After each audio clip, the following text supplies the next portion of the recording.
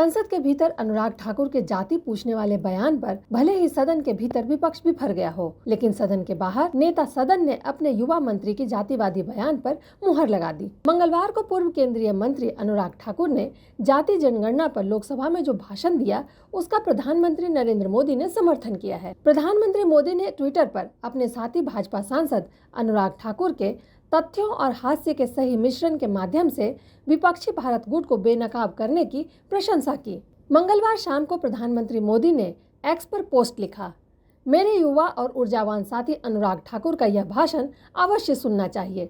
तथ्यों और हास्य का एक बेहतरीन मिश्रण इंडी गठबंधन की गंदी राजनीति को उजागर करता है। दरअसल इस समय संसद में मॉनसून सत्र चल रहा है और देश की सबसे बड़ी पंचायत में केंद्रीय बजट पर चर्चा चल रही है। इस दौरान पक्ष और विपक्ष लगातार अलग अलग मुद्दों पर टकराते हुए दिखाई दे रहे हैं। ऐसी ही चर्चा मंगलवार को हुई, जिसमें लोकसभा में विपक्ष के नेता राहुल गांधी के जाति जनगणना पर हमीरपुर के सांसद अनुराग ठाकुर ने भद्दी टिप्पणी कर दी।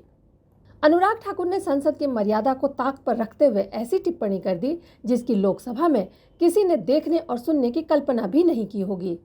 वहीं अनुराग ठाकुर के बयान पर राहुल गांधी ने मैच्योरिटी दिखाते हुए कहा कि मुझे जितनी गाली देनी है दे लो, लेकिन जाति जनगणना होकर रहेगी।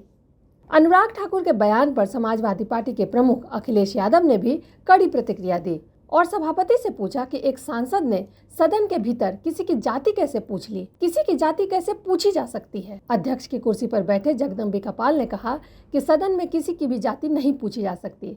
मैं ये देखूंगा और अगर गाली दी गई होगी तो उसे जरूर हटाया जाएगा। हालांकि प्रधानमंत्री मोदी ने सदन में हुई इस शर्मनाक बयान का समर्थन किया है, तो इसके साथ ही ये भी साफ हो गया कि आज भी जाति प्रथा देश में न सिर्फ मौजूद है, बल्कि उसका इस्तेमाल करके किसी को शर्मिंदा करने की कोशिश भी बंद नहीं हुई है। बाबा साहब अम्बेडकर ने संविधान बनाने के दौरान ही कहा था कि देश में जाति प्रथा के उन्मूलन का सबसे अच्छा तरीका यही होगा कि देश में अंतरजातीय विवाह हो। अभी जाति का मजबूत बंधन टूट सकेगा और समाज समानता के रास्ते पर आगे बढ़ सकेगा। बाबा साहब के संविधान में कही गई बातें तब और महत्वपूर्ण हो जाती है जब हमारे देश के प्रधानमंत्री को इस बात में कोई गलती नजर नहीं आती है कि उनकी पार्टी का नेता संसद में नेता विपक्ष की जाति पूछ रहे हैं, बल्कि प्रधानमंत्री खुद उनके भाषण को पोस्ट करके सभी से उसे सुनने की अपील करते हैं।